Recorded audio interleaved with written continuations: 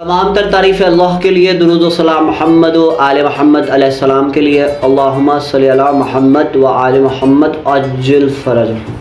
अल्हम्दुलिल्लाह, जिस सीरीज़ का आगाज़ किया था वो अपने 8वें मरहले में दाखिल होने को है।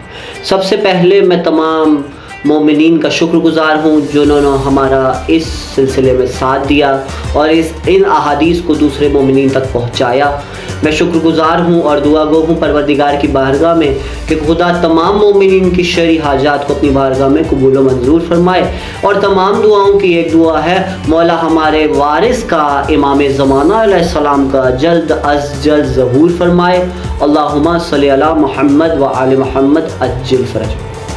आज का जो अनवान है वो है खिलाफत के लिए इमाम अली अलैहिस्सलाम की अहलियत। ये 8वीं नशिस्त है, अनवान खिलाफत के लिए इमाम अली अलैहिस्सलाम की अहलियत। आज हम बात करेंगे इसी पे कि खिलाफत के लिए इमाम अली अलैहिस्सलाम की क्या अहलियत थी। यहाँ पर हम बात को तूल नहीं देना चाहते बल्कि मसले पर गौर व फिक्र करना चाहते हैं। आइए इस मसले को समझने के लिए एक दूसरे की मदद करें। सवाल ये है कि हज़रत अली अलैहिस्सलाम और दीगर असहाब में क्या फ़र्क है? क्या फ़र्क कुर्बतदारी है? क्यों सिर्फ़ अली ही इस्लामी माशरे पर विलायत रखने के अहल हैं? हम अच्छी तरह जानते हैं कि रसूल खुदा की अक़ल और इखलाक और सलूक ही की बिना पर इस्लाम परवान चढ़ा है। आप सल्लल्लाहु अलैहि वसल्लम की ज़ात और रिसालत में कुरान के हमरा बुनियादी हैसियत की हामिल है। अगर खुदा ने किसी और शख्स को कुरान देकर भेजा होता, ख्वाह वो सजा सजाया और सोने के पानी से लिखा हुआ ही क्यों ना होता, तो वो किसी को भी इस्लाम की तरफ राग़िब नहीं कर सकता था। कुरान किताब सामित थी, इसके हमरा रसूल अकरम सल्लल्लाहु अलैहि वसल्लम कुरान नातिक थे, यानी आप रिसालत कुरान को बयान करने वाले थे। आपने अपनी खसूसियात शख्सियत की बुनियाद पर मुसलमानों को सही और सीधी राह पर गामज़न किया और ये रास्ते की रुकावटों को दूर किया।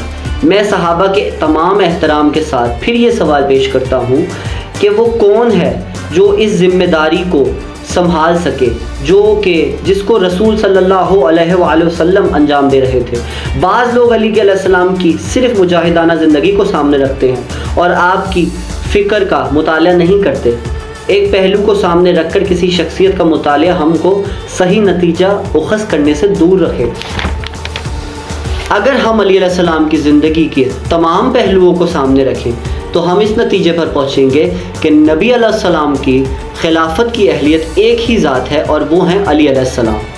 इस ज़माने में मुसलमानों से हर एक इस्लाम कबूल करने से पहले किसी न किसी तरह शिर्क हुआ, क्योंकि माहौल में शिर्क था। गर्चा शिर्क के ये मज़मन तशरीहात इस्लाम से वफ़ादारी में माना नहीं है, लेकिन ऐसी शख्सियात बनने के लिए माना है जो सरासर इस्लाम का मज़हर हो।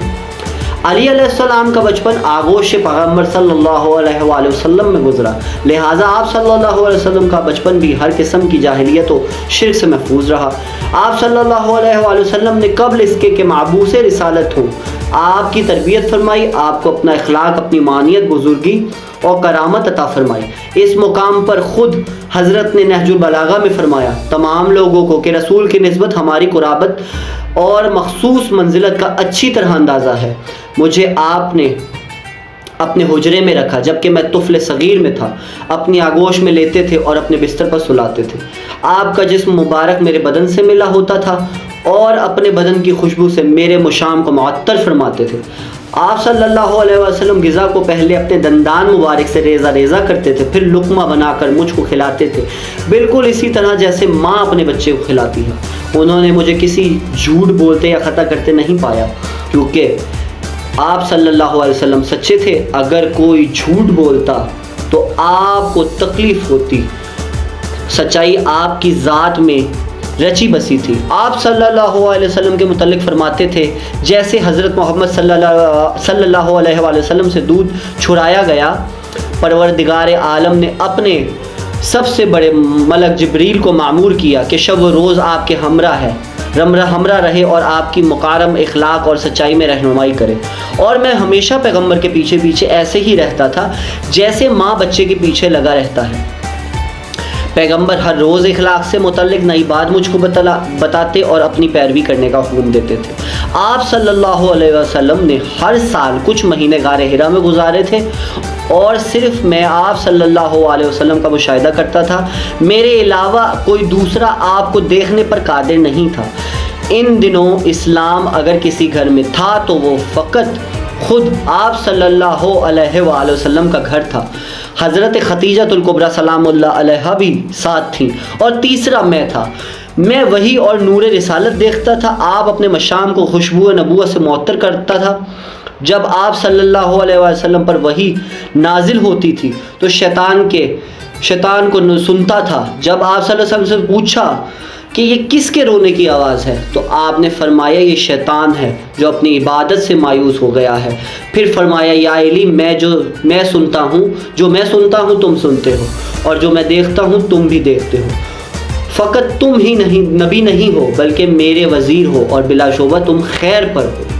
الحمدللہ، یعنی متعلق عنوان تک خلافت کے لیے علی علیہ السلام کی اہلیت۔ آپ نے دیکھا کس طرح سے علی بن ابی طالب علیہ السلام نے بیان فرمایا کہ بچپن سے لے کر تمام انبیاء سے افضل علی بن ابی طالب کو ہم کیوں مانتے ہیں، تمام صحابہ سے افضل کیوں مانتے ہیں، کیونکہ علی علیہ السلام کی اہلیت کیا تھی۔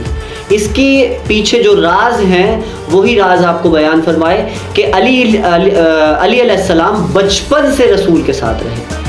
علی علیہ السلام نے لقمے رسول سے کھائے، یعنی بچپن سے جس کی پرورش رسول نے کی، جس نے کوئی گناہ کبیرہ معاذ اللہ نہیں کیا، جو سچا رہا، جو سچا تھا، سچے کے ساتھ سچا رہا، اور رسالت کو اس طرح سے سنا، نبوت کو سنا، اور اس کے بعد ولایت علی کی مقدر میں آئے۔ باقی کے ہمراہ کیوں نہیں آئے؟ کیونکہ بچپن وہ رسول کے ساتھ بچپن میں نہیں رہے، علی بچپن میں رسول کے ساتھ رہے۔ میں نے پہلے بھی عرض کیا تھا کہ چھوٹے بچے، جب علی نے کہا کوئی ہے جو تم میں سے میرے ساتھ دے، تو چھوٹے سے علی نے ہاتھوں کو بلند کیا تھا، چھوٹی چھوٹی پتلی پتلی تاریخ تھی کہ ٹانگیں تھیں، اور علی کھڑے ہوئے اور علی نے کہا کہ یا رسول اللہ میں آپ کے ساتھ دوں گا۔ تو علی نے تب سے رسول کا ساتھ دیا۔ جو بچپن سے لقمہ رسول نے کھلایا وہ اہلیت رسول تک پہنچی۔ رسول کی اہلیت رسول نے دیکھا، رسول قادر تھے، رسول نے ولی بنایا۔ اور میں نے پہلے بھی کہا کہ جب اللہ ولی ہے تو اللہ نے قرآن میں کہا کہ میں ولی، میرا رسول ولی، اور تیسرا وہ ولی جو نماز کی حالت میں زکوٰۃ دیتا ہے۔ تمام علماء اسلام نے 73 فقہ کی کتابوں میں 72 فقہ کی کتابوں میں یہ بات طے شدہ ہے کہ علی بن ابی طالب علیہ السلام نے ہی نماز کی حالت میں زکوٰۃ دی۔ یعنی جب اللہ ولی ہے تو وہ صرف مسلمانوں کے لیے ولی نہیں ہے، وہ تمام عالمین کے لیے ولی ہے۔ وہ مسلمانوں کے لیے نہیں، وہ عیسائیوں کے لیے، وہ یہودیوں کے لیے، وہ عالمین کے لیے اللہ اور ولی ہے۔ اسی طرح جب رسول ولی ہے تو وہ عالمین کے لیے ولی ہے، صرف مسلمانوں کے لیے، اہل تشیع کے لیے، دیوبندیوں کے لیے، کسی ایک فقے کے لیے، کسی ایک مسلک کے لیے نہیں، تمام عالمین کے لیے نبی ہے، ولی ہے۔ وہ اس کی رسالت کا اقرار تمام اسلام کو کرنا پڑے گا۔ ہر کسی کو سہارا لینا پڑے گا کہیں نہ کہیں رسول کا، اور جو نہیں لیں گے وہ خاک میں مل جائیں گے۔ اسی طرح جب علی ابن ابی طالب ولی بنے تو وہ بھی تمام عالمین کے لیے ولی بنے۔ جس طرح سے رسول ولی، اللہ ولی، اسی طرح سے علی بھی تمام عالمین کے لیے ولی۔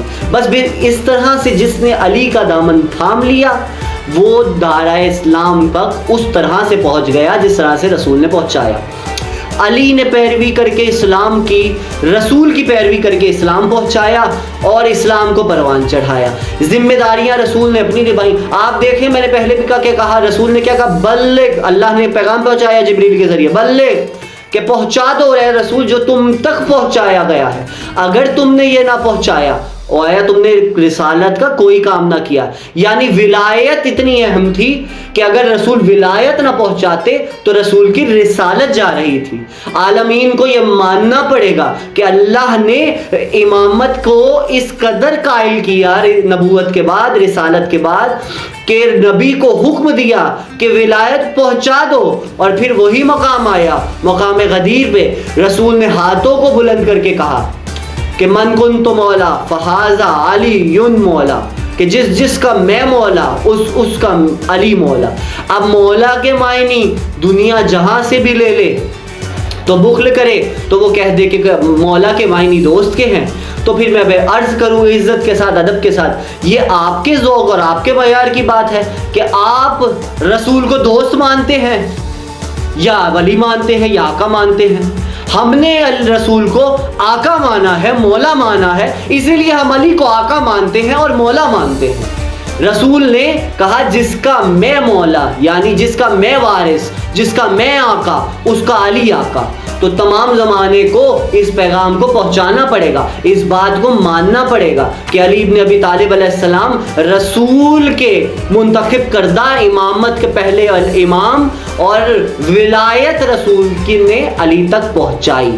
رسول نے غدیر کے مقام پر اس طرح سے ولایت پہنچائی کہ آگے والوں کو کہا کہ پیچھے چلے جاؤ، پیچھے والے آگے آ جاؤ، دائیں والے بائیں چلے جاؤ، بائیں والے دائیں آ جاؤ، اب کھڑے ہو جاؤ، اب بیٹھ جاؤ۔ اتنی دھوپ کی شدت میں رسول نے ہر طرح سے اعلان کیا کہ کل کو کوئی یہ نہ کہہ دے کہ ہمیں رسول کا پیغام نہیں ملا، ہم نے رسول کو نہیں پہنچایا۔ پھر میں عرض کرتا ہوں معذرت کے ساتھ، جنہیں رات کی تاریکی میں رسول کے ہاتھ میں سوئی نظر آ جاتی تھی، انہیں دن کے اجالے میں علی کا ہاتھ نظر نہیں آیا، تو زمانہ فیصلہ خود کرے کہ ہم کس مقام پر ہیں۔ یہ علی سے دشمنی ہے یا علی کے بابا سے دشمنی ہے، یا ہم اہل بیت سے دشمنی کر رہے ہیں۔ زمانہ اہل بیت سے دشمنی کر کے اسلام تک نہیں پہنچ سکتا۔ آج کا موضوع یہیں پہ تمام ہوتا ہے، انشاءاللہ اگلے درس میں مزید گفتگو ہوگی۔ اللہم صلی علی محمد و آل محمد عجل فرج۔